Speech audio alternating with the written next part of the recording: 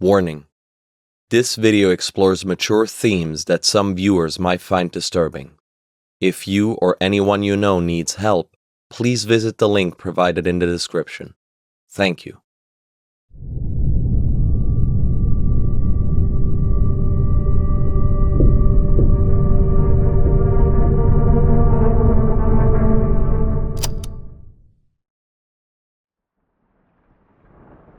When you open your eyes, Christian is there. You're snuggled close to him in your bed, and he holds your hand, squeezing it tight. "You took me on quite a ride," he says, smiling tiredly at you. You're not sure how Christian got here or when, but you're too exhausted to care. "I'm not sure what it means," he says, "but whatever it was, it's something important." You agree and nod, while picking at your bandages covering your hand. "We need to tell Julia about this, don't you think so? She will know what it all means." You nod again and close your eyes as you fall back into a deep sleep.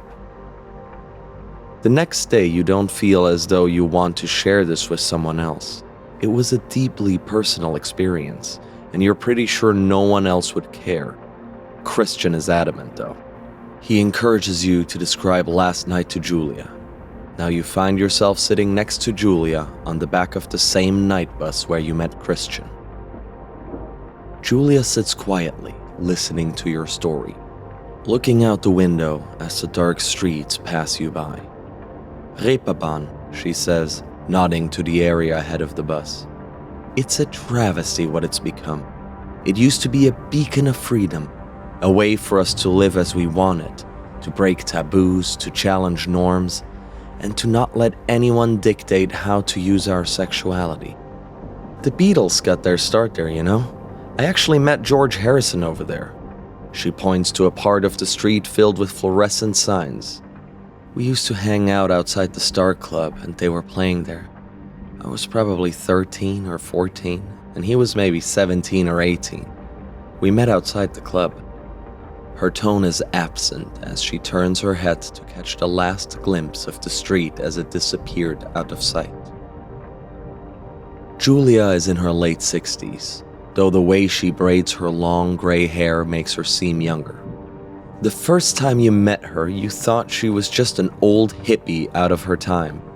Her kaftan dress and the headscarf she sometimes wears are obvious giveaways, as is the sweet scent of incense that seems to follow her around wherever she goes. You soon learned that she's far deeper than the dizzy flower child she appears to be. Something about her presence demands the best self, because she would not accept anything else. She does not give any of her time to people she doesn't respect, and she does not suffer fools gladly. Luckily, she likes you. "I think you're ready to hear more about where our methods and techniques come from," she says and starts to rummage around in her old leather bag. You notice how beat up the leather is, though it doesn't mask the dozens of symbols embossed into it. She takes out a book and lays it in front of you. The book is thick and old and cracked with black leather bindings. She opens it and points to a colorful drawing which appears to depict an Indian goddess. Her skin is bright red and a circle of fire surrounds her. In one hand, she holds a sharp sickle. In the other, she holds a skull cup containing what looks like blood. A pig's head seems to grow out from behind her own, and she wears a necklace of skulls. Beneath her feet, she tramples what looks like suffering humans. "I know she's a bit, gruesome to Westerners like us," Julia says with a smile. "That's the case with most non-Abrahamic deities, though. The iconography reveals in symbols that we, raised culturally Christians, might have a hard time grasping. This is Vajravarahi, a female aspect in Tantric Buddhism. She's fierce and she's passionate. That's why she fits so well with who we are, you and me," she says and looks you in your eyes. "People think we're freaks. They think we are mad. We're not. We have just adapted to this modern, screwed up world. How can we not hurt ourselves and find peace?" With global warming threatening to collapse our society, with rampant consumerism gone wild, and with our integrity given away for free on the internet? Vajravarahi leads us to peace of mind, but she doesn't do so by any traditional means. One Buddhist path says you should renounce everything you own and sit beneath a tree for 6 years meditating to even begin to get somewhere. That doesn't really resonate with modern people like us, now does it? Well, that's where Vajravarahi provides an alternative. Her way is fast, it's intimate, it's passionate. Julia becomes quiet, takes off her glasses and wipes her eyes. "I'm sorry," she says. "This is very emotional for me. It's helped me so much, I just feel very lucky." She takes a deep breath and continues. Tantric meditation is full of practices that may seem counterintuitive. I mean, why would pain lead to love and euphoria? It's said in several tantric texts, though, that the knowledge of poison can be used to produce a serum. For me, it's clear that pain is a road to bliss, and there are good reasons to believe when we reach enlightenment on this path that pain will not be needed anymore to find that euphoria. She picks up a green binder and lays it between the two of you. There's actually plenty of modern scientific research on the subject of pain stimulating the same areas of the brain as traditional meditation, she says and points to the binder. My point is, pain is not only relief or ecstasy. That's just the first stage. The second stage is a cure for actually needing to engage in self-harm at all. And the third, which is what you've seen a glimpse of, is enlightenment.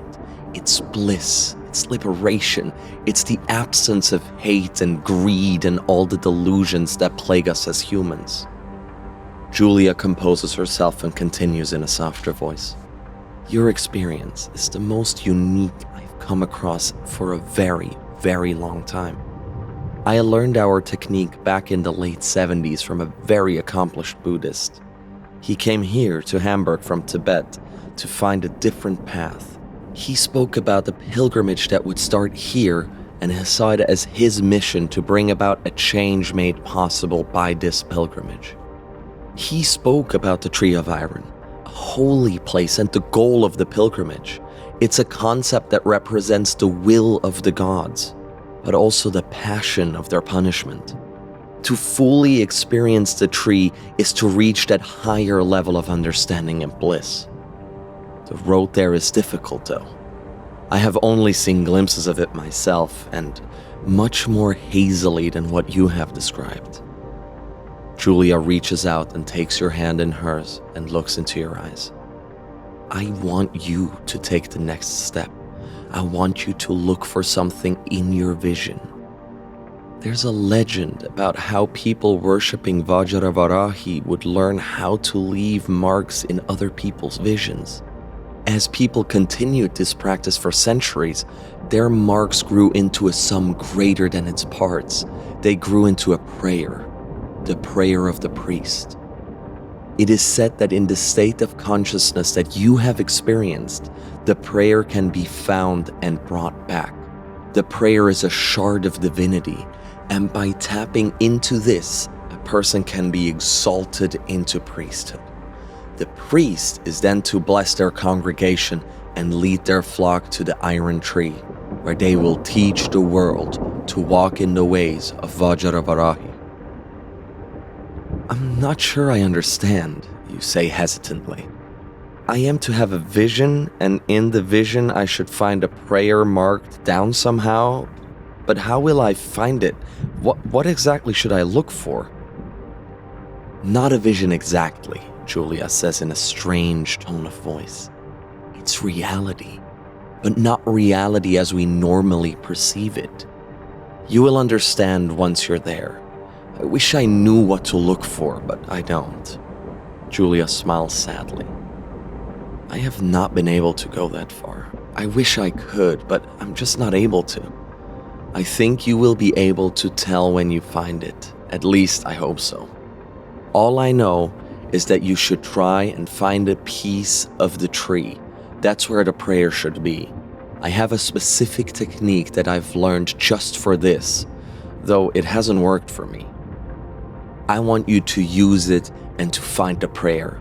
It could help us understand how we make our way to the tree and to uncover the mysteries that you have only caught a glimpse of so far. Now, listen closely. When I ask you, say the name Cain.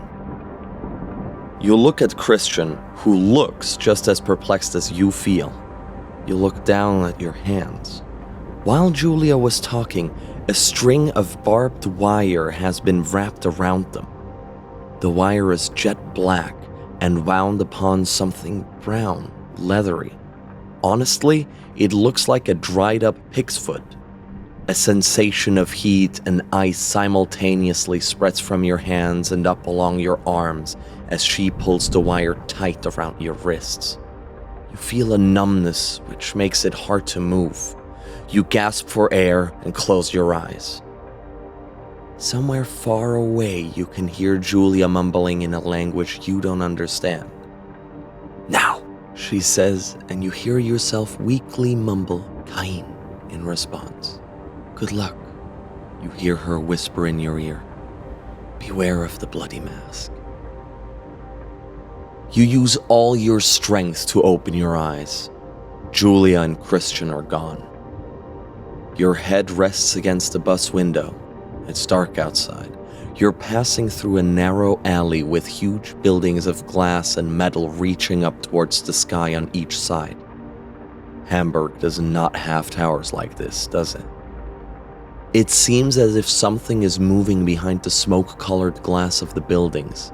Something living, twitching, blurry bodies that appear and disappear in the faint light coming from inside. You watch as the cityscape changes when the bus leaves the alley behind. Wider streets lined with low houses. And then, you seem to be in an industrial area with rows and rows of warehouses.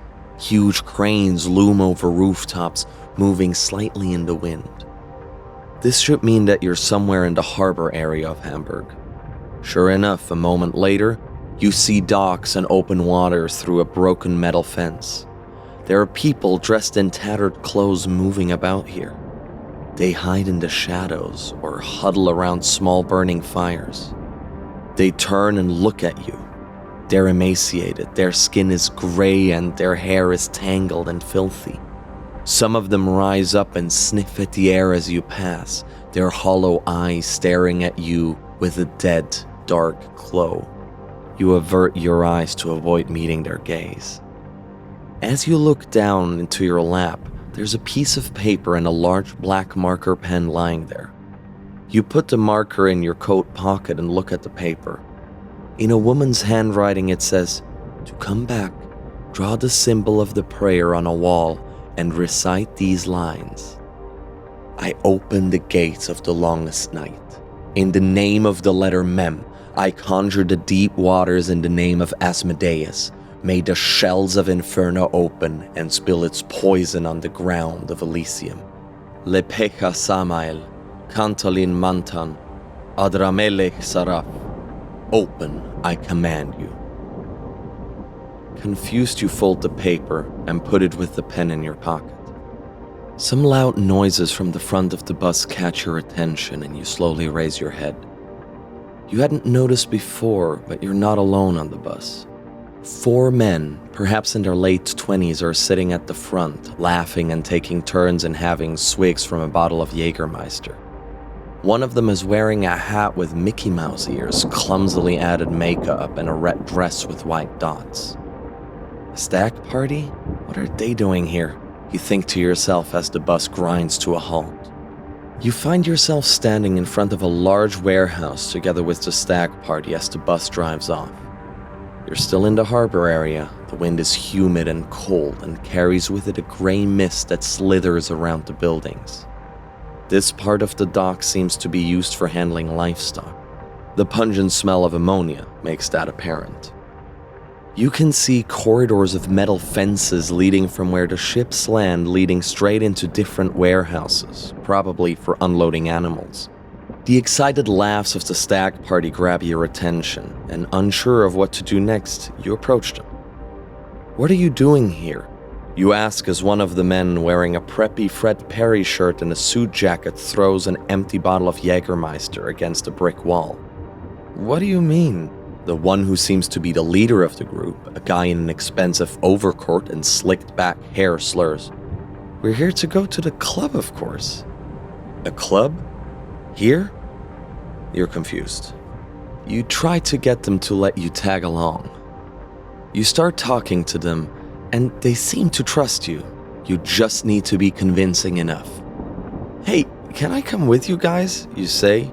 "How about I buy you some drinks when we get in?" Doesn't seem like you're very convincing. Everything about you screams like you don't belong here. The guy with the slicked back hair looks at you suspiciously. "Fuck off," he says. "If you don't have a VIP ticket, the door is there." He points to some rickety metal stairs leading down. The men leave you standing there.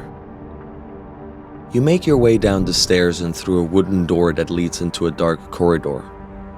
As you walk down it, you hear thumping electronic music and see flashes of strobe lights from ahead. At the end of the hall, you enter a large room illuminated by TV screens. The entire room is covered with tiles that were once white, now a filthy brown color. There are grates in the floor and steel beams on the ceiling. This might have been an abattoir once, you think. People move around and through the space, obstructing your view, but you can make out a cluster of sofas to the right and a dance floor ahead. You decide to make your way over to the couches and you glance at the TV screens. The grainy, dark images show people being tied down, strangled, cut with blades, and struck with whips. Some of the people are in BDSM fashion, others in suits or street clothes. It's a wide mix of ages with many genders represented. As you get closer to the sofas, you realize that the screens are not showing a movie. Mounted cameras are recording people nearby engaging in the activities on screen. You stop in your tracks as you watch. You know passion when you see it, but this is something else. You would describe it as an orgy of sadomasochistic behavior, but it has an element of frenzy, an almost animal-like frenzy. A pale, thin man with bare chest and skin-tight black latex pants walks slowly around the room. His face is covered by a blood-red mask with just 2 slits for eyes. His naked torso and arms are full of scars and wounds that have not healed properly. The man walks around and puts collars on selected people until 4 of them are chained together. He then grabs the chains and leads the groups from the sofas in a quasi-religious procession. His captives seem reverent, almost ecstatic. You realize that you've now attracted the attention of people around you. They glare at you between their moments of pleasure. I can't just stand here watching, you think. They clearly don't like it. You can't really turn back though. A crowd of people behind you forms a disorganized queue to get onto the sofas. You would definitely draw more attention to yourself trying to push through the crowd. You try your best to look like you know where you're going and cut through the area as quickly as possible. After passing the sofas, your path is blocked by a rectangular pool. A few stairs along the edges lead down into the black water, and on the wall behind the pool, a large, beautiful mural has been painted on the tiled wall. It's the image of a black mechanical tree standing on a hill with a red sky above it. You recognize it immediately. It's the tree of iron that you saw together with Christian. But then suddenly, your path is blocked by the man in the red mask as he appears from out of nowhere. The smell of ammonia and the red masked face is just centimeters away from yours as they whisper, "You don't belong here, but you will after your baptism." They caress your neck with their long, pale fingers, and it takes a moment for you to realize that they're looping a steel wire around it. They pull hard on the wire, choking you. You desperately look for a way out, but your darting eyes latch onto their pale white arms pulling the wire, pulling so hard that the staples holding together a long and infected gash begin to pop. Your vision narrows as you lose your breath. You are cold. You're in water. They're walking ahead of you, down, further down into the water. Black, oily, and sticky water. And then, just darkness. Thank you for listening. This was episode 2 of our Deep Waters playthrough, a scenario brought to you by Helmgast for Kult Divinity Lost. If you like what we do here, or can't wait another week for the upcoming episode, head over to patreon.com where you can support us and get ad-free and early access to all upcoming videos. Please like, subscribe, and comment so YouTube knows we're doing something right. Until next week, this is Lorefall. Thank you so much for listening.